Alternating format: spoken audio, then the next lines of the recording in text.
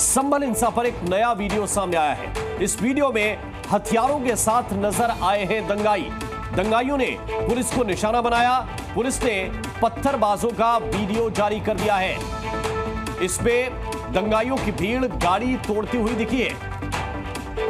इन पत्थरबाजों को जरा पहचान लीजिए। अगर आप आसपास के रहने वाले हैं संभल के, तो जरा देखिए, ये वो लोग हैं जो पत्थरबाजी करने के लिए वहां पर एकजुट हुए थे, इकट्ठे हुए थे।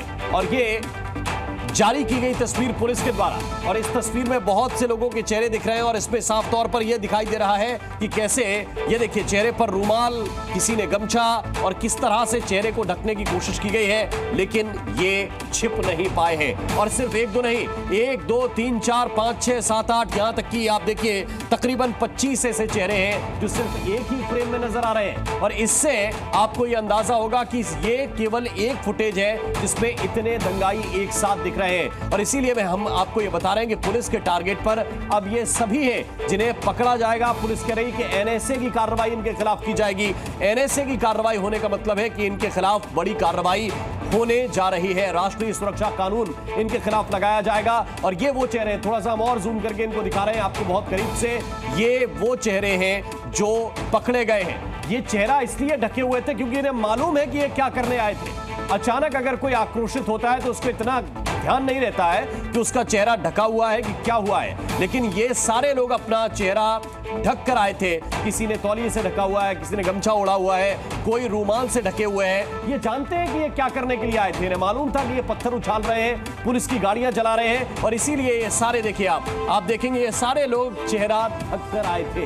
ये जानते थे कि ये क्या कर रहे हैं, दंगा करने के लिए जा रहे हैं, ये गाड़ियां जलाने के लिए जा रहे हैं, और इसीलिए ये पूरी की पूरी भीड़ आई थी। आप एक एक चेहरा देखेंगे, सबके चेहरे पे आपको तौलिया या रूमाल नजर आएगा। ये जानते थे कि ये पत्थरबाजी करने के लिए जा रहे हैं। ये अपराध है। अगर कहीं सीसीटीवी फुटेज में या पुलिस जो वीडियोग्राफी कर रही है उसमें पकड़े गए तो फिर गिरफ्तारी होगी। और इसीलिए सारे, जितने आपको 1 2 लोग नहीं, जितने नजर आएंगे सबके चेहरे ढके हुए नजर आएंगे। ये स्ट्रेटजी थी, ये रणनीति थी।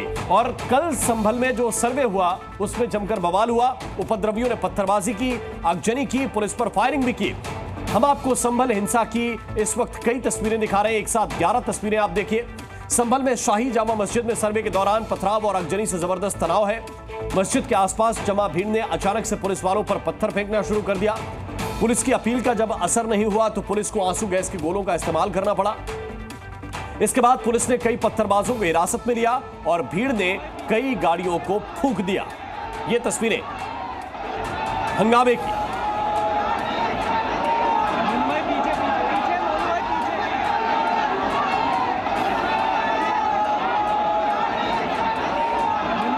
तो ये इस तरह से हंगामा हुआ था। पुलिस की टीम ने, जो प्रदर्शन कर रहे लोग हैं, उनको पीछे धकेलने की कोशिश की, और जब ये स्थिति बनी तो फिर पत्थरबाजी शुरू हो गई। पुलिस की टीम के ऊपर ही हमला कर दिया गया।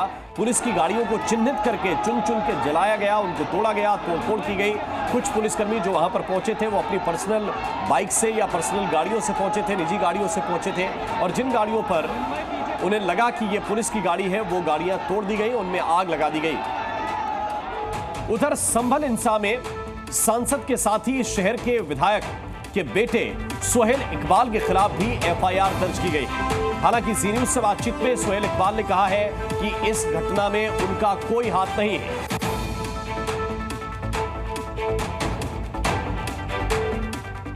सोहेल इकबाल जी, आपके ऊपर एक मामला दर्ज किया गया है और उसमें संलिप्तता की बात कही जा रही है, और इसीलिए मामला आपके ऊपर दर्ज किया गया है। जो घटना घटी थी, कल की जो घटना घटी थी, उसमें मुझे इसके बारे में कोई जानकारी नहीं है क्या हुआ है, और आपने बताया मुझे तो मुझे जानकारी मिली है। मुझे तब तक कोई जानकारी थी नहीं, बल्कि इससे पहले मेरे फादर ने मुझे बताया कि जब पहली मरतबा सर्वे हुआ था उसमें डीएम साहब ने, कप्तान साहब ने हमारी तारीफ़ की थी कि हमने शहर को कंट्रोल किया, उनकी बात को रखा और वहाँ पे माहौल अच्छा रखा। तो इसके लिए उन्होंने हमारे फादर से तारीफ़ की थी। लेकिन पता नहीं अब अचानक क्या ऐसा हुआ कि रातों रात में जो उन्होंने अगर करा है, ऐसा मुझे पता नहीं कि ऐसा हुआ है। मुझे इसके बारे में जानकारी नहीं है। जो मुझे जानकारी है और जो पुलिस ने भी दिया है कि आपके ऊपर मामला दर्ज किया गया है, आपके ऊपर, क्योंकि आप वहाँ पर थे और इसी वजह से आपके ऊपर मामला दर्ज किया गया है। ये नहीं, मुझे जानकारी नहीं। मेरा कोई भी एक फ़ोटो ऐसा दिखा दे किसी जगह पर पब्लिक में खड़ा होते हुए कहीं और काम करते हुए या कुछ भी ऐसा एक्शन जिससे लगता हो कि मैंने कोई गलत कृत्य करा हो।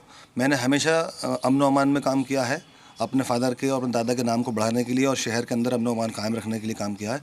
ऐसा कोई कृत्य हमारे यहाँ हमने कभी देखा ही नहीं। हमारे फादर पर आज तक कोई ऐसा FIR नहीं है इस मामलों को लेकर जहाँ शांति भंग हुई हो।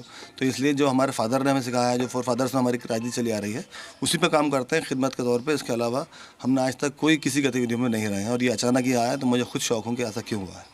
कल थे आप वहाँ पर, थे घटना जब हुआ था? मैं मॉर्निंग में मैंने वहाँ पे गया था, जो कि रात में इस तरह से जब मालूम हुआ कि वो आएंगे, तो वहाँ पे जो वकील साहब हैं जो उसके संरक्षक भी हैं, तो वहाँ उनसे बात करने के लिए गया था कि सुख शांति रहनी चाहिए, अगर वो कर रहे हैं तो हमें सपोर्ट करना चाहिए। और ये कह के मैं आ गया था वापस। उसके बाद क्या हुआ वहाँ पे जो घटना हुई है वो सबको आपके सामने है। अब ये चीज़ तो है, जिम्मेदारी बनती है कि जहाँ शहर के हम जब लोग नुमाइंदगी कर रहे हैं तो शहर के अंदर अमन अमान कायम रहे, उस पर काम करें, वही किया था। इसके अलावा कहीं भी वीडियो फुटेज में अगर हम मेरा आता है तो देखें वो